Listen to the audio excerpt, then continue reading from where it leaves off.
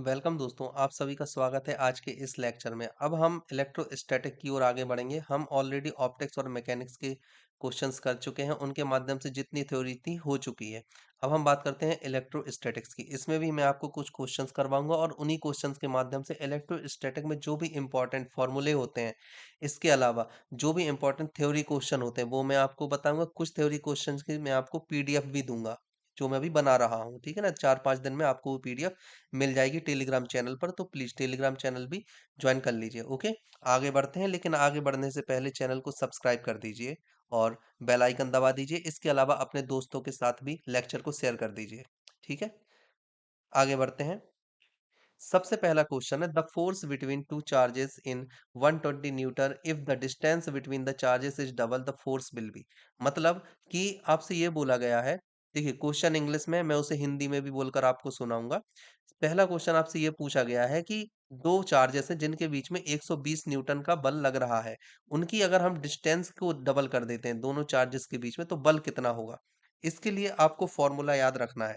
दोनों चार्जेस के बीच में बल का जो फॉर्मूला होता है, फोर्स का फॉर्मूला होता है, F इज इक्वल टू होता है K Q1 Q2 upon upon r square. Sorry, ये आर स्क्वायर। ठीक है, ये होता है फॉर्मूला। यहाँ पर चार्जेस कांस्टेंट है, के ऑलरेडी कांस्टेंट होता है जिसकी वो वैल्यू होती है, मैं आपको बता दूंगा बाद में। और यहाँ पर एफ डायरेक्टली प्रोपोर्शनल हो जाएगा 1/r² के। ठीक है ना, मतलब कि अगर आप देखिए, आपको आनी चाहिए कि यहाँ से आप डायरेक्ट सॉल्व कर पाओ। एक फॉर्मूला होता है, एक तरीका होता है कि आप F1/F2 लिखोगे, फिर यहाँ पर R1 करोगे और फिर होल स्क्वायर करके इसको पूरे को सॉल्व करोगे तो आंसर आएगा। वही मैं चाहता हूँ आप ऐसा याद रखें कि उसने बोला है, यहाँ पर आप डायरेक्ट डायरेक्ट लिख लीजिए F समानुपाती 1/r²। उन्होंने बोला है कि डिस्टेंस को डबल कर दिया गया है, मतलब कि दो गुना कर दिया गया है। तो 1/2 का स्क्वायर, डिस्टेंस को दो गुना किया, तो फोर्स 1/4 हो जाएगा, मतलब 1/4 हो जाएगा। इस तरह से आप कीजिए तो आपके क्वेश्चन जल्दी सॉल्व होंगे, समय बचेगा। ठीक है, अब फोर्स 1/4 हो गया। पहले फोर्स था आपका 120 न्यूटन, तो अब नया फोर्स कितना होगा। नया फोर्स एफ डैश यदि माने तो होगा F/4, पहले का 1/4, मतलब कि 120/4, अगर हम कहें 30 न्यूटन। ठीक है, आंसर बी होना चाहिए। ओके, आगे बढ़ते हैं। अगला क्वेश्चन है, the electric field intensity at a point situated 4 metre from a point charge is 200 newton per coulomb. If the distance is reduce to 2 metre the field intensity will be. उन्होंने कहा है कि जो फील्ड इंटेंसिटी है, मतलब कि विद्युत तीव्रता जो है, वो 4 मीटर पर किसी आवेश के द्वारा 200 न्यूटन पर कूलम है। अगर आपने 4 मीटर की जगह 2 मीटर कर दी डिस्टेंस, तो क्या होगा, तीव्रता कितनी हो जाएगी। देखिए, इसके लिए जरूरी है आपको तीव्रता का फॉर्मूला है, वही मैं आपको बताऊंगा। तीव्रता के दो फॉर्मूले होते हैं, एक तो आपको लिखना है E is equal to f upon q. दूसरा आपको लिखना है, एफ की अगर आप वैल्यू रख दोगे तो आ जाएगा यहाँ पर क्यू अपॉन आर स्क्वायर, और यहाँ पर एक कांस्टेंट होता है 1/4 पाई एप्सिलॉन नॉट, ये होती है कांस्टेंट वैल्यू। तो अगर आप यहां से देखो तो E डायरेक्टली प्रोपोर्शनल है Q अपॉन आर स्क्वायर के। ठीक है ना, Q अपॉन आर स्क्वायर के प्रोपोर्शनल है। यहां से आपको डायरेक्ट करना है, यहाँ पर Q भी कांस्टेंट है तो E प्रोपोर्शनल हो गया R 1/r² के। अब यहाँ पर मैंने आपको बताया था, पिछले मेथड के अनुसार करना है अपन को, 1/r² के प्रोपोर्शनल है। यहाँ पर R को उन्होंने आधा कर दिया, पहले 4 थी अब 2 हो गई, मतलब कितनी हो गई, आधी हो गई। तो यहाँ पर 1/आधी कर दी गई है, तो 1/2, यहाँ पर लिखिए 1/2 स्क्वायर, आधी की है क्योंकि, तो यहाँ पर आ जाएगा प्रोपोर्शनल टू 4, मतलब 4 गुना हो जाएगी। अब यहाँ पर अगर हम ई डैश निकालते हैं, जो कि पहली ई का 4 गुना है, नई वाली तीव्रता 2 मीटर पर है 4e, तो 4e की वैल्यू हमें दी हुई थी 200।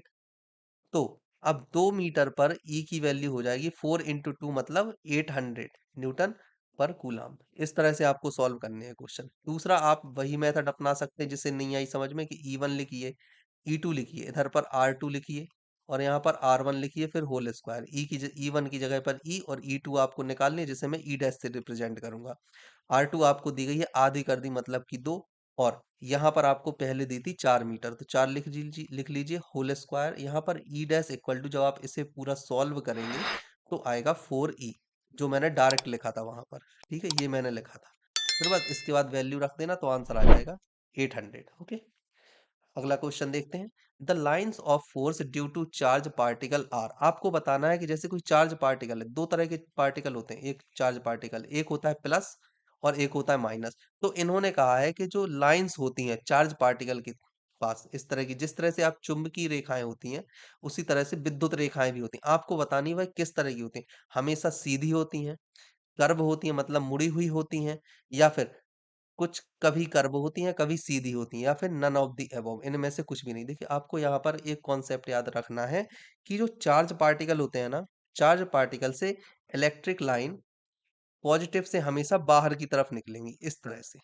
पॉजिटिव से बाहर की ओर होती हैं, इस तरह से आपको याद रखना है, बाहर की ओर। और नेगेटिव चार्ज पार्टिकल में अंदर की ओर होती हैं। ठीक है, आपको ये याद रखना है कि नेगेटिव चार्ज पार्टिकल में अंदर की ओर होती है। अब ये कैसी हो रही, हमेशा सीधी, सॉरी कर्व होती हैं ये। ठीक है, दिख रहा है ना आपको, ये कर्व है, ये इस तरह से निकल रही है, ये कर्व है, देखिए, देखिए। ठीक है, तो ये कर्व होती हैं। अगला क्वेश्चन है, the electric field at a point situated at a distance D from state charge conductor is. उसने आपसे पूछा है कि ये कोई स्टेट चार्ज कंडक्टर है, हमने मान लिया कि ये कोई वायर है। ठीक है ना, यहाँ पर करंट फ्लो हो रही है, करंट जा रही है, धारा आई। उसने आपसे पूछा है कि यहाँ से डी डिस्टेंस पर कोई पॉइंट है, ये पॉइंट इलेक्ट्रिक फील्ड को महसूस कर रहा है। तो इलेक्ट्रिक फील्ड ई मतलब विद्युत तीव्रता और दूरी के बीच में क्या रिलेशन होगा, आपको ये बताना है। ठीक है, तो आपको याद रखना है कि जो इलेक्ट्रिक फील्ड की तीव्रता होती है वो दूरी के हमेशा व्युत्क्रमानुपाती होती है। ये डी स्क्वायर लिखा हुआ है, ठीक है ना, दूरी के व्युत्क्रमानुपाती होती है। ओके, ऑप्शन बी, ये आपको याद रखना है। अगला क्वेश्चन देखते हैं, the direction of electric field due. उन्होंने आपसे कहा है कि देखिए, मैंने आपको बताया था एक पॉजिटिव चार्ज होता है, एक नेगेटिव चार्ज होता है। तो उन्होंने कहा है कि पॉजिटिव चार्ज में जो भी विद्युत रेखाओं की विद्युत रेखा होती हैं, उन विद्युत रेखाओं की दिशा क्या होती है, वो बाहर की तरफ होती हैं या अंदर की तरफ होती हैं। मैं आपको ये पहले क्वेश्चन में बता चुका हूं कि पॉजिटिव चार्ज में विद्युत रेखाएं बाहर की तरफ होती है। ओके, और नेगेटिव चार्ज में विद्युत रेखाएं अंदर की तरफ प्रवेश करती है, इस तरह से होता है। ठीक है, यहाँ पर आप ऑप्शन देखिए, पहले ऑप्शन में है चार्ज से बाहर की ओर, दूसरे ऑप्शन है चार्ज की ओर, तीसरा ए और बी दोनों निकलती भी हैं जाती भी हैं, और चौथा है इनमें से कोई नहीं। देखिए, सही ऑप्शन है अवे फ्रॉम द चार्ज, मतलब चार्ज से बाहर की ओर, क्योंकि यहाँ पर पॉजिटिव पूछा है। अगर नेगेटिव पूछता तो अंदर की ओर। ठीक है, अगला क्वेश्चन देखते हैं, a field line and an equipotential surface are. आपसे पूछा गया है एक फील्ड लाइन है जो आपको बताई विद्युत क्षेत्र की तीव्रता, विद्युत क्षेत्र की, ये विद्युत लाइन है ई जिसकी तीव्रता है ई। और दूसरा आपसे पूछा गया इक्विपोटेंशियल सरफेस, मतलब कि मान लीजिए कोई सरफेस है, ये है, ठीक है ना, इसका पोटेंशियल समान है, भी पोटेंशियल आपने दे दिया। ठीक है ना, कोई दूसरी सरफेस है, इसका पोटेंशियल भी है जो कि समान है।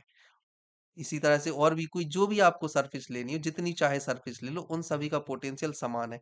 तो आपको ये बताना है कि ये जो लाइन होती है इन पोटेंशियल सरफेस के किस तरह से इंक्लाइन करती है, मतलब किस तरह का कोण बनाती है। पैरेलल होती है, 90 डिग्री का कोण बनाती है लाइन, या फिर 0 डिग्री का कोण बनाती है, या इनमें से कोई नहीं।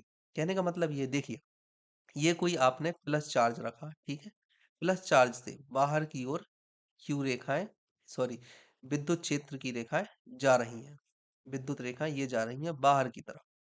यहाँ पर एक क्षेत्र है जो कि इक्विपोटेंशियल क्षेत्र है, ये है इक्विपोटेंशियल क्षेत्र। ठीक है, ये सब इक्विपोटेंशियल क्षेत्र है। ठीक है, ये विद्युत रेखाएं हैं जो कि बाहर की तरफ जा रही हैं चार्ज पॉजिटिव क्यू से। तो उन्होंने ये कहा है, ये अगर इलेक्ट्रिक लाइन है, इलेक्ट्रिक लाइन है, और ये जो आप ये देख रहे हो ये है इक्यू पोटेंशियल सरफेस। ठीक है ना, ये है इक्यू पोटेंशियल सरफेस। तो उन्होंने कहा ये लाइन और इक्यू पोटेंशियल सरफेस के बीच में एंगल क्या होता है, आपको ये बताना है, ये एंगल क्या है। ठीक है ना, आप ही बताइए, क्या ये पैरेलल है, बिल्कुल नहीं। क्या ये 90 डिग्री है, क्या ये 0 डिग्री है? बिल्कुल नहीं। अबव इनमें से कोई नहीं। तो ये क्वेश्चन आ सकता है कि किस तरह से होती है। छोटे-छोटे क्वेश्चन है जो आपको याद रखने, हमेशा 90 डिग्री पर इंक्लाइन करती है, ये बोल रहा है वो, ठीक है? अगला क्वेश्चन देखते हैं। The ability of charge bodies to exert force on 6 newton coulomb है, ये है ना, न्यूटन कूलाम है, newton coulomb another is attribute to the existence of. उनका कहने का मतलब ये है, वो आपसे कहना चाहते हैं, दो आवेशित पिंड है, ठीक है ना, उनका कहने का ये मतलब है, दो आवेशित पिंड है, मान लीजिए इसका प्लस क्यू है, ये है, दो आवेशित पिंड है। उनका ये कहना है, ये जो एक दूसरे पर बल लगाएंगे ना, जो फोर्स लगाते हैं ये एक दूसरे पर, वो अस्तित्व के लिए जिम्मेदार ठहराया जा सकता है। किस अस्तित्व के लिए जिम्मेदार ठहराया है? इनमें जो फोर्स लग रहा है, जो एक दूसरे पर फोर्स लगा रहे हैं, ये किसकी वजह से ये फोर्स लग रहा है? कौन है इस फोर्स का जिम्मेदार? जो प्लस क्यू यहाँ पर है और प्लस क्यू यहाँ पर है, ये एक दूसरे पर फोर्स लगा रहे हैं, ये फोर्स किस वजह से है? आपको ये बताना है। आपके ऑप्शन है इलेक्ट्रॉन, प्रोटॉन, न्यूट्रॉन या इलेक्ट्रिक फील्ड। बिल्कुल इलेक्ट्रिक फील्ड की वजह से, क्योंकि इसकी इलेक्ट्रिक फील्ड इधर होगी ई, और इसकी इलेक्ट्रिक फील्ड इधर होगी E1, ठीक है ना। तो ये इलेक्ट्रिक फील्ड की वजह से एक दूसरे पर एक फोर्स अप्लाई करते हैं। ये क्वेश्चन कई बार आया है। अगला देखते हैं। If the sheet of a black if a sheet of a bakelite is inserted between the plates of an air capacitor the capacitance will. देखिए सबसे पहले आपको पता होना चाहिए कि कैपेसिटर क्या होता है। देखिए कैपेसिटर कई टाइप के होते हैं। मेनली जो कैपेसिटर का फंक्शन है वो ये है कि कैपेसिटर, कभी क्वेश्चन आया है तो ये चार्ज को स्टोर कर सकता है। कैपेसिटर की ये एबिलिटी होती है कि ये चार्ज को स्टोर कर सकता है, ठीक है ना, चार्ज को स्टोर करता है कैपेसिटर। तो उन्होंने कहा है एक प्लेट कैपेसिटर है, मतलब कि प्लेट संधारित्र इस तरह से होता है। प्लेट संधारित्र यहाँ पर प्लस दे दीजिए आप, ये माइनस है। अगर इस प्लेट पर प्लस है बाहर की तरफ, तो अंदर यहाँ पर माइनस होगा। उसी तरह से अगर यहाँ बाहर माइनस है तो अंदर ये प्लस हो जाएगा, इस तरह से, ठीक है ना। अब उन्होंने बोला है बीच में एक कोई, उन्होंने सीट लगा दी, ये लगा दी उन्होंने सीट इस कैपेसिटर के बीच में। इसकी कुछ भी आप मान सकते हो, एरिया ए मान लीजिए, हाइट मान लीजिए, कुछ डी मान लीजिए, इसकी चौड़ाई, इस तरह से एरिया ए है, ठीक है ना। उन्होंने ये कहा है। अब उन्होंने आपसे पूछा है कि जो कैपेसिटेंस होता है, मान लीजिए इस कैपेसिटर का, पहले कैपेसिटेंस का सी मतलब की धारिता, ये संधारित्र या कैपेसिटर अपने अंदर कितने चार्ज को स्टोर कर सकता है। C is equal to q into भी से निकलता है ये, ठीक है ना। कितना स्टोर, इसकी धारिता कितनी होगी, इसका फॉर्मूला होता है क्यू बाई भी, ये होता है, ठीक है ना, ये होता है फॉर्मूला। तो उन्होंने कहा अब अगर हमने इसमें एक प्लेट को रख दिया तो इसकी धारिता पर क्या प्रभाव पड़ेगा, आपको ये बताना है, ठीक है ना। आपके ऑप्शन दिए हैं, घट जाएगी, बढ़ जाएगी, उतनी ही रहेगी, या फिर जीरो हो जाएगी, आपको ये बताना है, ठीक है। देखिए इसके लिए आपको एक फॉर्मूला याद करना है सबसे पहले। जैसे कि मैंने आपको ये बताया, C is equal to q भी, ठीक है ना। इसी तरह से एक और फॉर्मूला होता है जो कि प्लेट संधारित्र के लिए होता है, C is equal to epsilon naught. ये होती है परमेबिलिटी, याद रखना है आपको, है ना, परमेबिलिटी, ये होता है, परमेविटी होती है, ठीक है ना, ये। और दूसरा होता है ए वाई डी। ए होता है एरिया और डी होती है दोनों प्लेटों के बीच की डिस्टेंस, इसे हम एरिया बोलते हैं, और ये बोलते हैं डिस्टेंस बिटवीन प्लेट्स, ठीक है ना, ये आपको याद रखना है। अब देखिए एप्सिलॉन परमेबिलिटी हर पदार्थ के लिए अलग अलग होती है, जो आपने बीच में रखा है, तो ये कांस्टेंट हो जाएगी, सी कांस्टेंट हो जाएगा ए बाई डी के, ठीक है। अब देखिए यहां पर आपने क्या किया, बीच में कोई चीज रख दी। जब आप बीच में कोई भी चीज रख दोगे, कुछ भी रख दोगे, तो ये जो स्पेस होता है ना, ये घट जाएगा, कितना भी घट जाएगा। हम अभी फिलहाल के लिए मान लेते हैं कि अगर पूरी डिस्टेंस, अगर ये डी है, हमने माना कि पूरी डिस्टेंस 2D थी, दोनों प्लेटों के बीच की डिस्टेंस थी 2D, और हमने इसमें डी चौड़ाई का एक सीट रख दी, तो अब उसके पास डी ही बची, dy2 यहाँ पर, dy2 यहाँ पर बचा है, ठीक है ना, इतना बचा है उसके पास।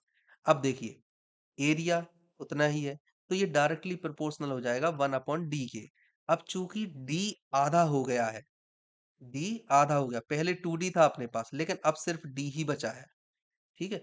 यहाँ पर C समानुपाती D हो गया आधा, तो 1/d/2, इस तरह से।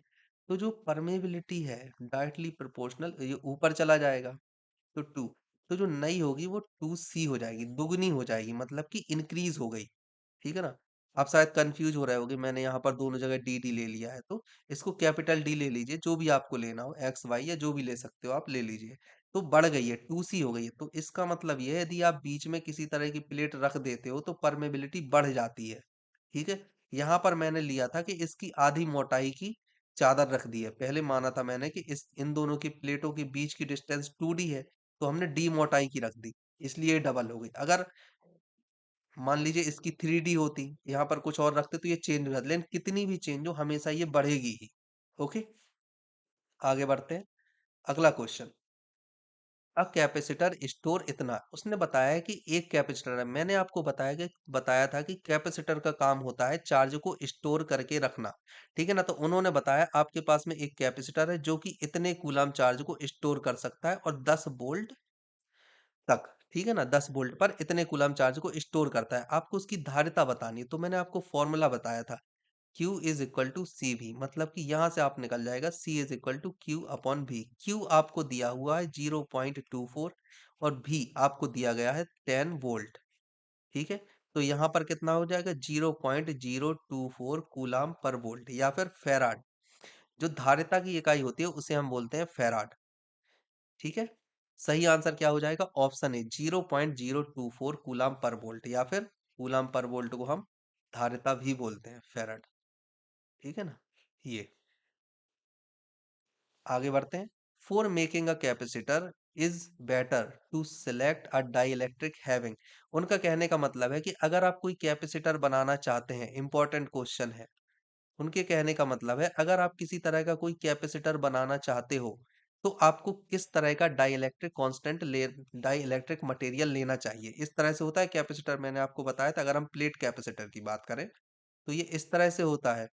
तो यहाँ पर जो बीच में आप मीडियम लेते हो उसे हम बोलते हैं डाई इलेक्ट्रिक मटेरियल। ये कैसा होना चाहिए, जिसकी हाई परमिटिविटी हो, दूसरा जिसकी लो परमिटिविटी हो, तीसरा permittivity same as that air, मतलब एयर के बराबर जितनी वायु की परमिबिलिटी है तो वायु के समान परमिबिलिटी हो, या फिर तीसरा है कि एयर से थोड़ी सी ज्यादा परमिबिलिटी वाला हो। तो आपको ये याद रखना है कि जितनी ज्यादा परमेबिलिटी होगी उतना अच्छा होगा। ठीक है ना? तो अगर आप एक कैपेसिटर बना रहे हो तो डाई इलेक्ट्रिक की परमेबिलिटी ज्यादा होनी चाहिए। क्यों होनी चाहिए, मैंने आपको फॉर्मूला बताया था, C is equal to epsilon naught into A by D बताया था। यहाँ पर परमेबिलिटी आपसे पूछा गया है तो सी डायरेक्टली प्रोपोर्शन हो जाएगा एप्सिलॉन जीरो। ठीक है ना? मतलब कि जितनी ज्यादा परमेबिलिटी होगी धारिता भी उतनी ज्यादा होगी। धारिता ज्यादा होने का मतलब होता है क्यू ज्यादा से ज्यादा स्टोर किया जा सकेगा अगर धारिता ज्यादा होगी, तो इसलिए परमेबिलिटी ज्यादा होनी चाहिए। ओके, अगला क्वेश्चन देखते हैं। द यूनिट ऑफ कैपेसिटेंस, पहले ही आपको बताया था C is equal to Q upon V से, मतलब कूलाम अपॉन वोल्ट। ठीक है, हम ये डिस्कस कर चुके हैं ऑलरेडी, ऑप्शन बी सही है। अगला है, if 15 microfarad capacitor are connected in series the net capacitance is. उन्होंने कहा है नेट कैपेसिटेंस टोटल, उन्होंने कहा है मान लीजिए 3 कैपेसिटर हैं। ठीक है, एक दूसरा लगा दिया आपने और तीसरा लगा दिया आपने। उन्होंने कहा ये 3 कैपेसिटर हैं, C1 C2 और C3, ये आपने सीरीज में लगा दिए यहां से यहां तक। तो इन सभी का कंप्लीट जो नेट कैपेसिटेंस है वो कितना होगा, आपसे ये पूछा गया है। ठीक है, तो आपको सीरीज के लिए फॉर्मूला याद रखना है। क्या फॉर्मूला याद रखना है, सीरीज में कैपेसिटेंस का फॉर्मूला होता है 1/C, जो टोटल नेट नेट कैपेसिटेंस है, इक्वल टू होगा 1/C1 plus 1/C2 plus 1/C3। इस तरह से चलता जाएगा आगे तक जितने भी होंगे। अब यहाँ पर सिर्फ 3 की बात की जा रही है, तो 1/C नेट यहाँ पर है इक्वल टू 15 का है, तो 1/15 प्लस 1/15 प्लस 1/15 आपने ये लिया। 1/15 3 बार है तो 3/15 इस तरह से हो गया, कैंसिल हो जाएगा, आप सभी कर लेंगे, इक्वल टू आएगा 1/5। तो 1/C नेट मतलब 1/5, मतलब कि सी नेट जो नेट कैपेसिटेंस है वो होगा 5 माइक्रो फैराड। ठीक है, ये आपको याद रखना है, आंसर ए सही होगा।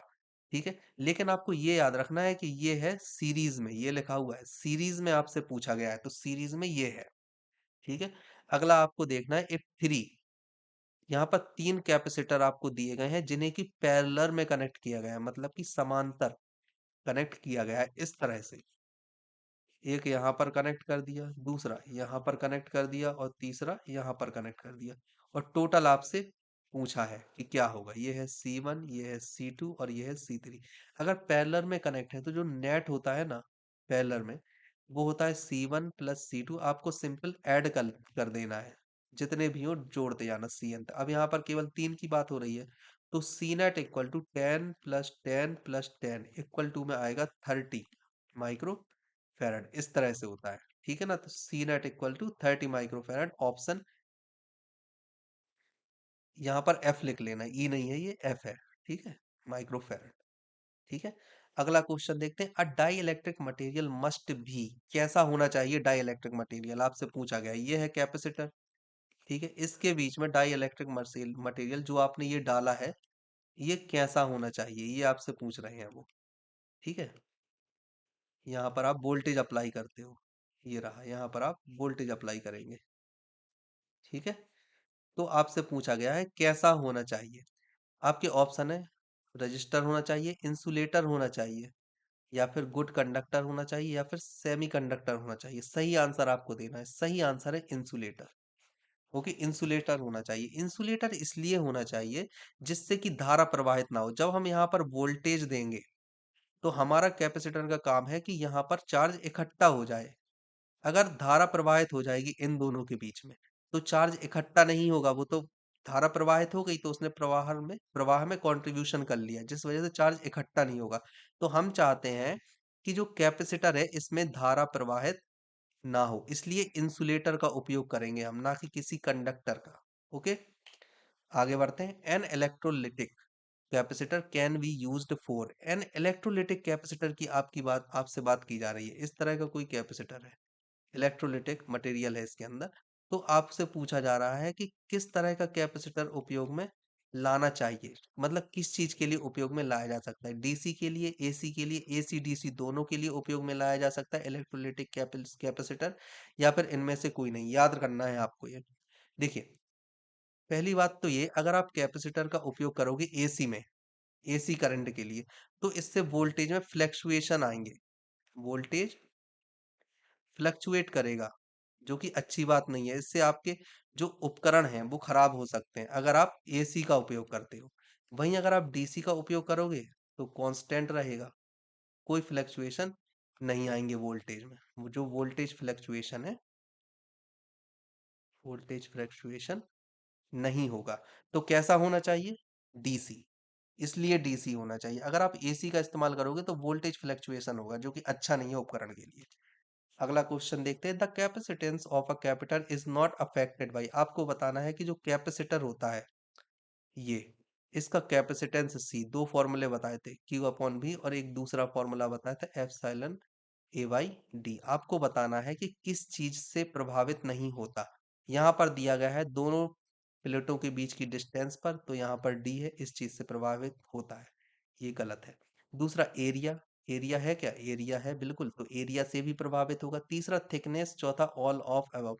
क्या थिकनेस है, थिकनेस तो कहीं नहीं है, ठीक है, क्योंकि हमने प्लेट लगाई है। प्लेट में थिकनेस होती है क्या, हाइट होती है, सॉरी लेंथ होती है और विड्थ होती है, दो चीजें होती हैं। तो थिकनेस नहीं है, मतलब कि थिकनेस से प्रभावित नहीं होगा। ऑप्शन सी सही है यहाँ पर, ठीक है। अगला क्वेश्चन देखते हैं। Which of the following is not a vector, आपको बताना वेक्टर क्वांटिटी कौन सी नहीं। Linear momentum P is equal to M V, angular momentum अगर हम इसको लैम्डा से, सॉरी डेट थीटा, ओमेगा से represent, omega into M into omega is equal to P dash, इस तरह से अगर हम रिप्रेजेंट करते हैं एंगुलर मोमेंटम को। दूसरा इलेक्ट्रिक फील्ड बराबर एफ बाई क्यू, एफ को हम लिख सकते हैं नॉर्मल, अगर हम देखें तो एम ए के फॉर्म में भी लिख देते हैं एफ को, ठीक है। तीसरा होता है इलेक्ट्रिक पोटेंशियल, मतलब कि भी। अब देखिए भी जो वेग है, एक वेक्टर क्वांटिटी है, तो संवेग भी वेक्टर क्वांटिटी हो गया। यहाँ पर ओमेगा मतलब कोणीय वेग, एक वेक्टर क्वांटिटी है, जिससे कि एंगुलर मोमेंटम मतलब कोणीय संवेग भी एक वेक्टर क्वांटिटी होगा। तीसरा electric field, F is equal to M A equal to delta V upon delta T होता है। तो इलेक्ट्रिक फील्ड भी एक वेक्टर क्वांटिटी हो गई। तो वेक्टर क्वांटिटी क्या नहीं है? Electric potential. आपको ये याद रखना है, ठीक है ना? वेक्टर क्वांटिटी नहीं है इलेक्ट्रिक पोटेंशियल।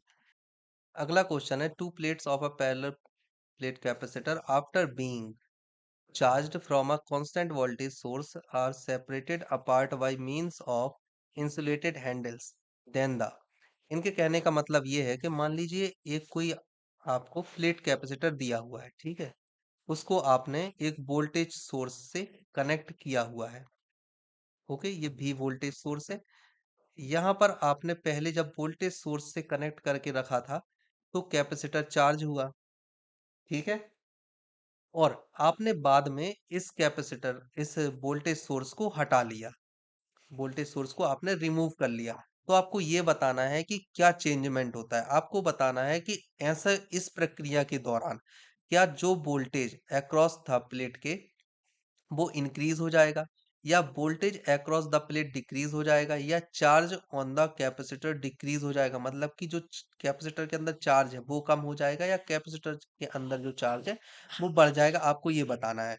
देखिए, मैंने आपको कुछ फॉर्मूले बताए थे, है ना? C is equal to epsilon naught A by D. Second formula मैंने आपको बताया था E is equal to Q upon epsilon naught into A. और थर्ड फॉर्मूला मैंने आपको बताया था पोटेंशियल डिफरेंस का है Q D upon epsilon naught into A. ये फॉर्मूले एक दूसरे से ड्राइव किए जा सकते हैं। ये होता है पोटेंशियल डिफरेंस का, ठीक है? याद रखना है, ये होता है पोटेंशियल डिफरेंस का।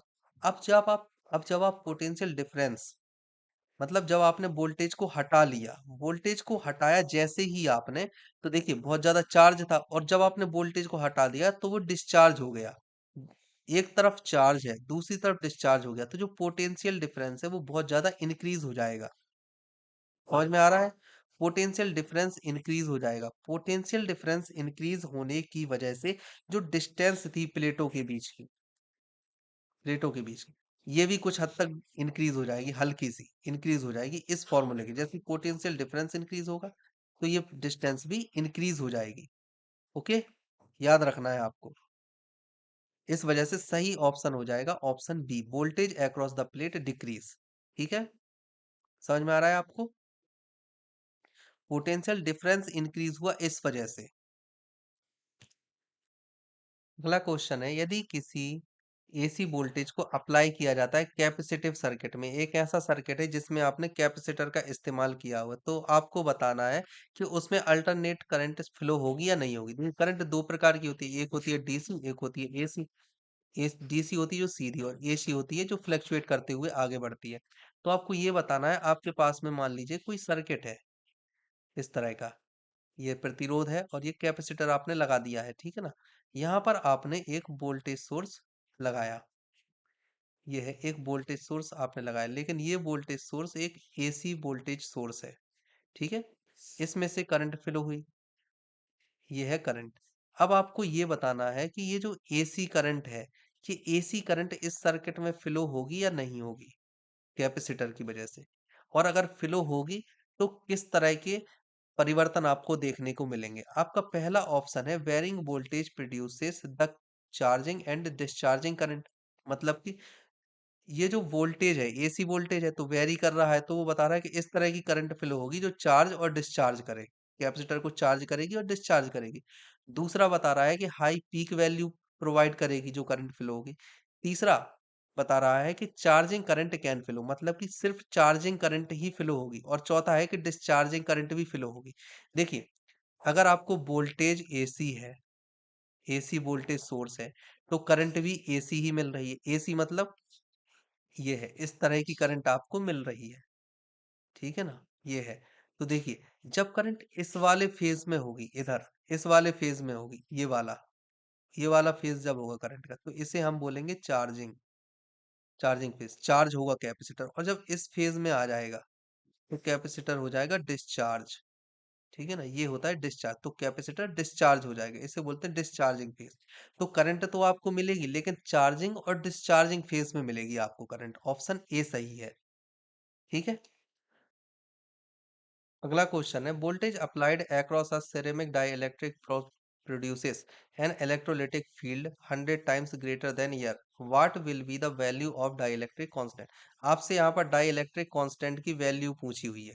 दूसरा, आपको एक कंडीशन दी हुई है कि अगर आप किसी कैपेसिटर में एक डाई इलेक्ट्रिक मटेरियल का उपयोग कर देते हो तो जो आपकी इलेक्ट्रोलिटिक फील्ड है वो 100 गुना इंक्रीज हो जाती है एयर से। मतलब कि अगर मान लीजिए एयर में ई नॉट थी तो इस डाइलेक्ट्रिक मटेरियल को उपयोग करने के बाद 100, जो नई इलेक्ट्रिक फील्ड है वो 100 ई नॉट हो जाएगी। ये ओल्ड थी और ये न्यू है, ये आपको बताया गया। तो आपको बताना है कि जो डाई इलेक्ट्रिक कॉन्स्टेंट है उसकी वैल्यू कितनी है, 50 है, 100 है, 150 है, 20 है। आपको ये बताना है। देखिए आपको फॉर्मूला बताया था मैंने, इस तरह की कंडीशन आपको बताई गई है। ये है एक डाई इलेक्ट्रिक, ये है आपका कैपेसिटर, ठीक है।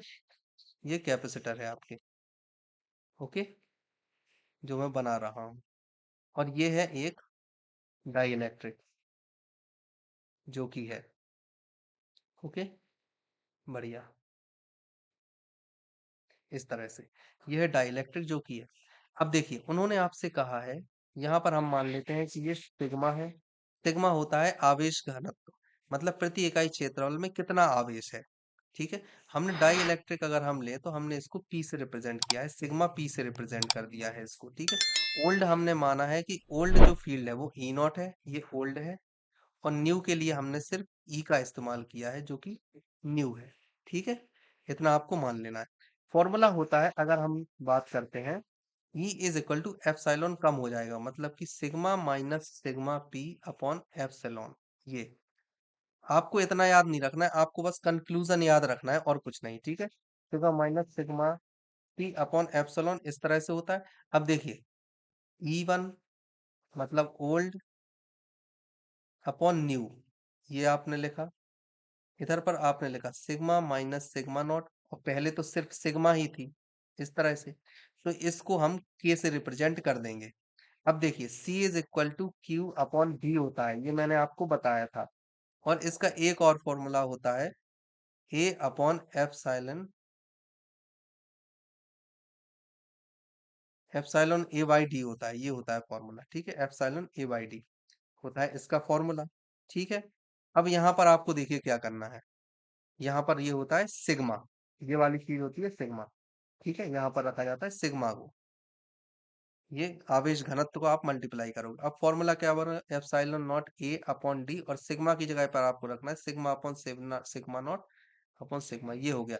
ये है पुराना वाला ईयर में। इतना अगर केवल देखो तो ये केवल टी को रिप्रेजेंट कर रहा है, और ये रिप्रेजेंट कर रहा है के को। किस चीज को, के को रिप्रेजेंट कर रहा है। तो इक्वल टू में आ जाएगा के सी, मतलब कि जो नई वाली धारिता है वो के सी मतलब 100 गुना हो गई। तो डाई इलेक्ट्रिक कांस्टेंट कितना होगा, 100 ही होगा। जो नई वाली है आपको क्वेश्चन में दी गई है, सी डैश की वैल्यू 100 सी दी हुई है, ठीक है। तो अगर आप इन दोनों की तुलना करोगे तो के इज इक्वल टू 100 हो जाएगा, मतलब कि जो डाई इलेक्ट्रिक कांस्टेंट की वैल्यू है वो 100 है। ऑप्शन बी सही है, ठीक है। आगे बढ़ते हैं। अगला क्वेश्चन है, विच of the following statement is correct. आपको सही आंसर बताना है कि निम्न में से सही कौन सा है, क्वेश्चन नंबर 21 में, ठीक है। चलिए, पहला ऑप्शन है your capacitor have a black band to indicate the outside coil. कहने का मतलब ये है कि इस तरह का है, ठीक है। ये है एक कैपेसिटर, ये है एक कैपेसिटर, तो ये बता रहा है आउटसाइड कॉइल में ब्लैक होती है क्या। दूसरा है electrolytic capacitor must be connected in the correct polarity, मतलब कि जो इलेक्ट्रोलिटिक कैपेसिटर होते हैं इन्हें सही पोलैरिटी में कनेक्ट होना चाहिए, ये बता रहे हैं। तो ये मतलब प्लस से कनेक्ट हो या माइनस से कनेक्ट हो, इस तरह से आप बता रहे हैं। तो तीसरा है ceramic capacitor must be connected in the correct polarity. Mica capacitor are available in capacitance value of 1 to 100 pico farad. आपको हर एक कैपेसिटर की अलग अलग वैल्यू होती है जो एक रेंज में होती है। सही आंसर आपको रखाना है ऑप्शन बी, है ना, कि सही पोलैरिटी में ही कनेक्ट होने चाहिए, ओके। अगला क्वेश्चन देखते हैं, the dissipation factor of a good dielectric is of the order. Dissipation factor का मतलब ये होता है कि कोई डाई इलेक्ट्रिक कितने अच्छे तरीके से आवेश को जनरेट कर पा रहा है। कहने का मतलब ये है, मान लीजिए ये है एक कैपेसिटर, बीच में एक डाई इलेक्ट्रिक मटेरियल, ठीक है ना। तो आपको एक ऐसा डाई इलेक्ट्रिक मटेरियल का इस्तेमाल करना है जिसमें कि पावर लॉस कम से कम हो, ऐसा डाई इलेक्ट्रिक। और पावर की फॉर्मूला क्या होता है, वी आई। ठीक है ना, इसी को पावर लॉस बोलते हैं। वी मतलब होता है वोल्टेज और आई मतलब होती है धारा। ये जितनी कम होगी, आपको ऐसा डाइलेक्ट्रिक कांस्टेंट इस्तेमाल करना है जिसमें कि पावर लॉस कम से कम हो। तो सबसे कम किसमें होगा, जिसकी वैल्यू सबसे कम होगी, 0.0002। सबसे कम वैल्यू यही दिख रही है ऑप्शन में, तो यही आंसर होगा, सबसे कम वैल्यू वाला हमेशा चूज करना है। ओके, अगला क्वेश्चन देखते हैं। द टोटल इलेक्ट्रिक फ्लक्स, यहाँ पर आपको एक स्टेटमेंट दिया हुआ है, the total electric flux through any closest surface surrounding charges is equal to the amount of enclose. कहने का मतलब ये है कि जो टोटल इलेक्ट्रिक फ्लक्स है किसी क्लोज्ड सरफेस से, ये है मान लीजिए एक क्लोज्ड सरफेस है, आपको खोखला गोला दे दिया है, ये मान के चलिए, ठीक है ना। अब इस खोखले गोले के अंदर कोई चार्ज रखा हुआ है, ठीक है। आपको बताना है कि इस चार्ज से जो इलेक्ट्रिक फ्लक्स निकल रहा है उसकी वैल्यू क्या है, ठीक है ना। इस सरफेस के चारों तरफ क्या वैल्यू है आपको ये बताना है, अमाउंट ऑफ एनक्लोज, आपको ये बताना है। ये किसने दिया था, किस स्टेटमेंट से संबंधित है। कूलॉम स्क्वायर लॉ है, गॉस लॉ है, मैक्सवेल का फर्स्ट नियम है, या मैक्सवेल का सेकंड नियम है, आपको ये बताना है। देखिए, अगर आप बात करते हैं मैक्सवेल लॉ की, जैसे आप बात कर रहे हो, तो अगर आप मैक्सवेल लॉ की बात करोगे तो वो होता है phi is equal to total कितना निकला, ई डॉट टी एस, यही है। पहले भी हम इस चीज को पढ़ चुके हैं। तो कहने का मतलब ये है, ये फॉर्मूला गॉस को बता रहा है। ओके, ये फॉर्मूला गॉस लॉ को बता रहा है, ये स्टेटमेंट गॉस लॉ की है। अगला क्वेश्चन देखते हैं। Three capacitor each of the capacitor C are given the resultant. उन्होंने कहा है कि तीन कैपेसिटर हैं, उन्हें आपने इस तरह से जोड़ा है कि जो रिजल्टेंट आ रहा है, मतलब कि सी नेट आ रहा है, वो 2/3 सी है। ठीक है ना। तो आप कैसे तीन कैपेसिटर को जोड़ोगे जिनका की नेट 2/3 सी आए। ठीक है ना। आपको बताना है क्या ये सीरीज में जोड़े जाएंगे। ठीक है, अगर आप सीरीज में जोड़ते हो, जो मैंने बताया था 1/C1 plus 1/C2 plus 1/C3, इन सभी की वैल्यू सी है तो 3/C आ जाएगा। अगर आप पैरेलल जोड़ते हो, ये सीरीज में था और ये है पैरेलल, तो अगर आप पैरेलल जोड़ते हो तो C1 plus C2 plus C3 मतलब कि 3C आ जाएगा। इसके बाद उन्होंने बोला है दो पैरेलल में जोड़ो और एक तीसरा सीरीज में, मतलब कि दो इस तरह से जोड़ने हैं और तीसरे को जोड़ना है इस तरह से। ठीक है ना, ये है C अगर आप इन दोनों का निकालोगे तो क्या आएगा, 2/C। और ये तो है ही। अब 2/C जो यहाँ पर आया C/2 हो जाएगा, प्लस C कितना हो गया, 3C/2। क्या ऐसा हो सकता है, नहीं। तो अगला दो सीरीज में, अगर आप सॉरी ये दो सीरीज में जोड़े हुए हैं, अगर आप दो पैरेलल में जोड़ते हो जैसा ये बोल रहे हैं इस तरह से, डी ऑप्शन के अकॉर्डिंग और सी ऑप्शन के अकॉर्डिंग, और एक जोड़ते हो उसके सीरीज में इस तरह से, तो क्या आंसर हो, जब इन दोनों का निकालोगे तो आएगा 2C। और इसमें एक और जुड़ा हुआ है, क्या, सी। सी जुड़ा हुआ है जो कि इसकी सीरीज में, तो 1/2C प्लस सी, इस तरह से। अब इसको जब आप करोगे तो आएगा 2C/3, नहीं 1/2C प्लस 1/C। यहाँ से 2C आ जाएगा कांस्टेंट, और यहाँ पर 2 प्लस 1 मतलब कि 3C/2, ये आएगा आंसर। तो आंसर है ऑप्शन सी। ठीक है, दो पैरेलल में आपको जोड़ने हैं, दो पैरेलल में और एक सीरीज में, है ना। इतना आया। अब ये उल्टा हो जाएगा ना, 1/C डैश, तो C इक्वल टू हो जाएगा 2/3C। ठीक है ना, ये है आंसर। अगला क्वेश्चन देखते हैं 25। For which of the following parameter variation the capacitance of the capacitor remain unaffected. कहने का मतलब ये है कि अगर कैपेसिटर है एप्सिलॉन 0 A/D, आपको बताना है कि कौन सी चीज अफेक्ट नहीं डालती है, डिस्टेंस दोनों के बीच की, एरिया, या नेचर ऑफ डाइलेक्ट्रिक या थिकनेस। नेचर तो असर डालेगा, परमेबिलिटी पर डिपेंड करता है, एरिया पर भी, और दोनों के बीच की डिस्टेंस पर भी डिस्टेंस से भी फर्क पड़ता है, केवल थिकनेस से नहीं पड़ता। तो ऑप्शन डी सही है। तो आज के लिए इतना करते हैं, कल की क्लास में हिंदी में भी लेकर आऊंगा। आज समय नहीं मिला, इस वजह से क्वेश्चन सिर्फ इंग्लिश में है। कल मैं पूरी कोशिश करूंगा कि इन क्वेश्चंस को हिंदी में आपके सामने अवेलेबल करवाया जाए। ओके, तो प्लीज चैनल पर बने रहिएगा, और कल बहुत अच्छे अच्छे क्वेश्चंस करेंगे, जिससे आपकी थ्योरी कंप्लीट हो जाएगी इलेक्ट्रोस्टैटिक। चलते हैं, कल मिलते हैं। Thank you so much. Please channel को सब्सक्राइब कीजिए, लाइक कीजिए, वीडियो को कमेंट कीजिए, और अपने दोस्तों के साथ भी शेयर कीजिए। Thank you.